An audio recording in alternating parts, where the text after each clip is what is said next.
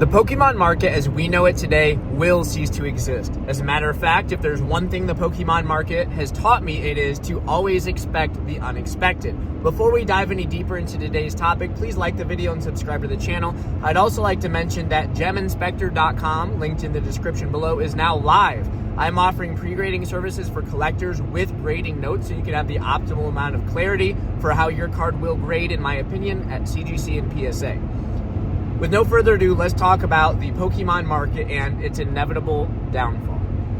Much like every great empire in recorded history, human history that is, there becomes an end date. There's a time, whether it be by natural disaster, some kind of planetary phenomena like Younger Dryas or whatever, there becomes some event, some occurrence takes place that forever changes life as we know it.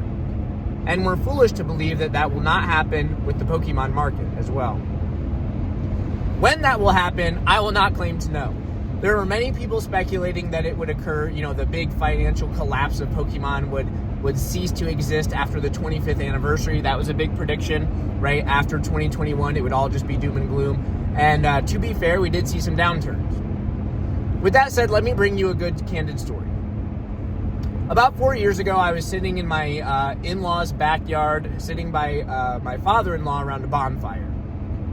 And he was just kind of picking my brain. He goes, "Okay, Drew, so what's up with this Pokemon stuff that you're doing?" He knew that I had a lot of cards. He knew that I had an eBay store, and I was kind of like plinking away because he is a bit of a tinkerer himself. He used to have this business where he'd like fabricate projects and sell them through Facebook Marketplace, occasionally eBay, things like that. So he understands how it all works.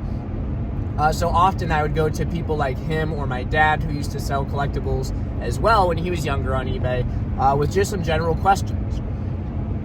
With that said, he wanted to know, "Drew, what is it that's your goal? What are you trying to accomplish here?" And he heard me out. I explained to him, well, historically, my wife and I had just been opening packs, filling out binders, occasionally sending cards to this company called PSA that grades them based on their condition, blah, blah, blah, the whole spiel. Well, then suddenly he sits back in his chair and he has one of those looks, kind of like when you're a teenager and your parents asked you to come to the living room and you're about to get grounded. He had one of those looks, and so, I was like, oh gosh, here we go. He says, "Drew," looking me dead in the eye. He says, "Drew, I've seen a lot of things come and go like this, and you need to know it's not going to last." He told me that I had to have a plan, an exit plan. I had to, cut my winnings there and just move on into something bigger and brighter. And that I got lucky that this thing happened, and that I had some cards when they popped off, blah, blah, blah. There's some validity to his point. And let me first start off by saying that, I was not tongue-in-cheek. I wasn't being, sarcastic or snooty whatsoever. I was heeding his words. Now, mind you, none of the things that he proposed to me were things that I hadn't previously heard, even on places like YouTube. From some people with even extremely large collections had said that, too. So there are plenty of doomsday preppers in the Pokemon space well before this conversation with my father-in-law. However, he brings this conversation to me not to fearmonger, but instead from a place of endearment, right? I married his daughter. He didn't want to see his daughter and I be put in a financially compromised situation because of rectangular pieces of cardboard with cartoon characters on them. Totally makes sense.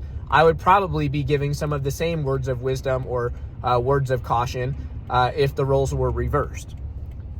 With that said, what he didn't know is, at the time that we had that conversation, it was 2022. It was my first official year operating as a business. And I had done $26,000 in revenue, starting with $400 of capital. I've talked about that plenty of times on this channel, so that's not anything like revolutionary. Again, other people have done it bigger, other people have done it better and faster. But I knew what I was doing was working.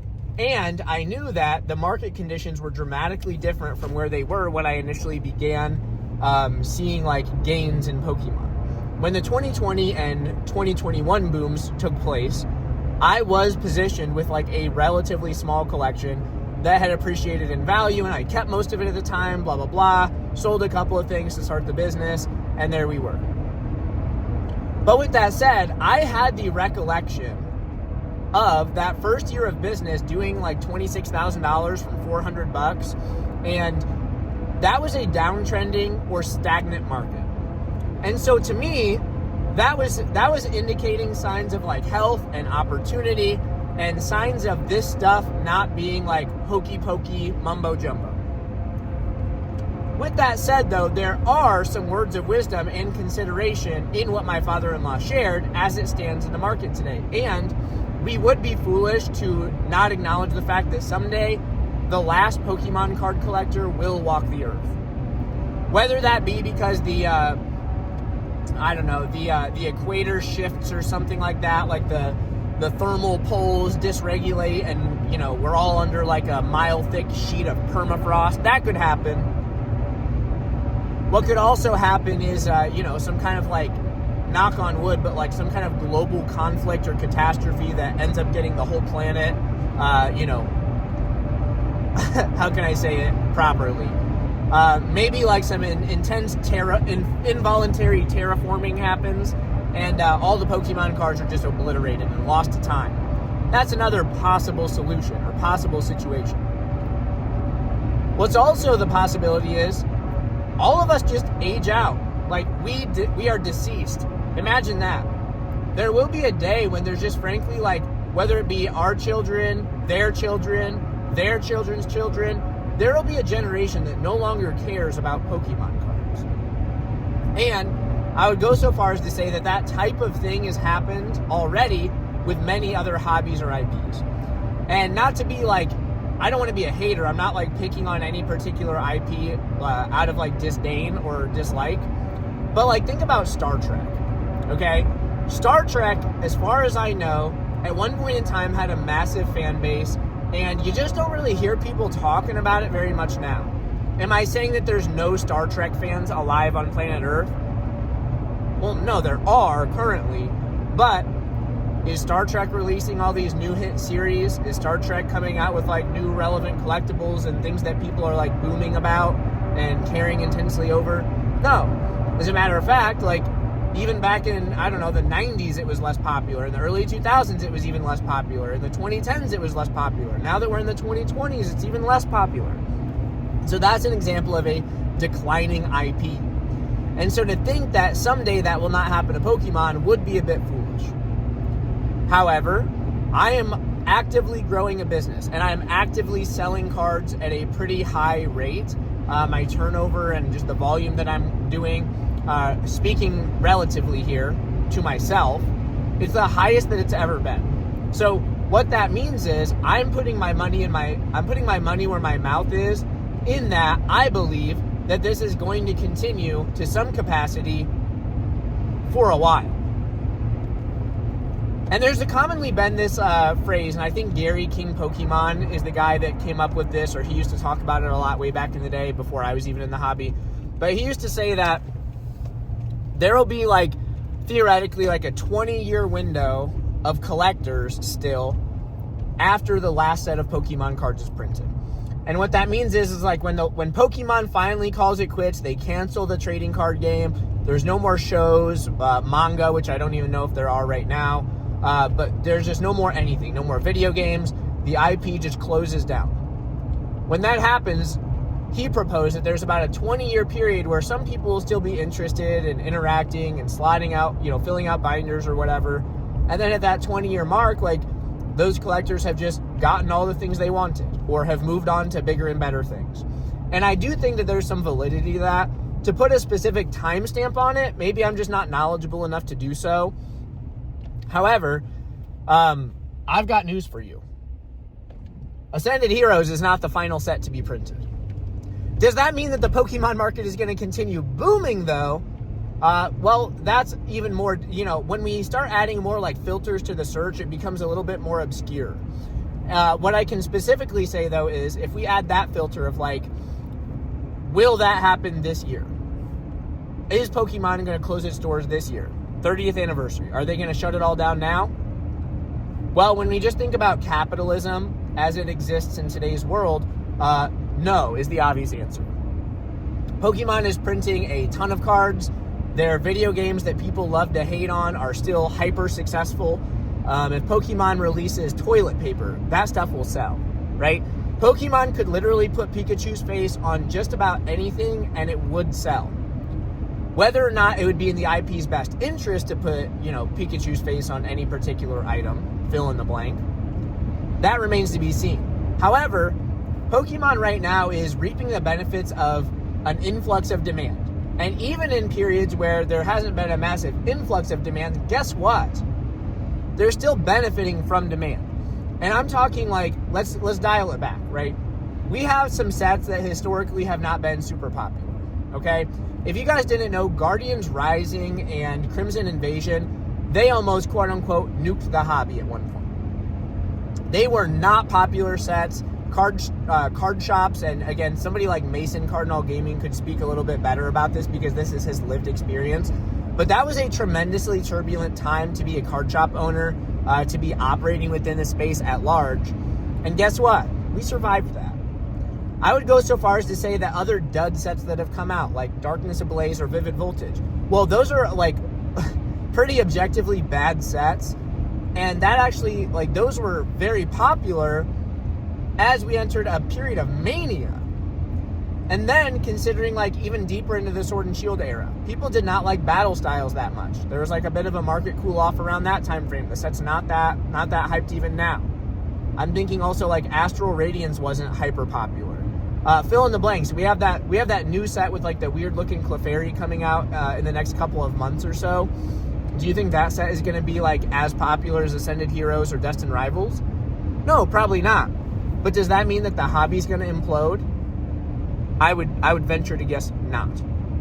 So, with that said, the best thing that you can do in getting to the point of this video is do what you think makes sense.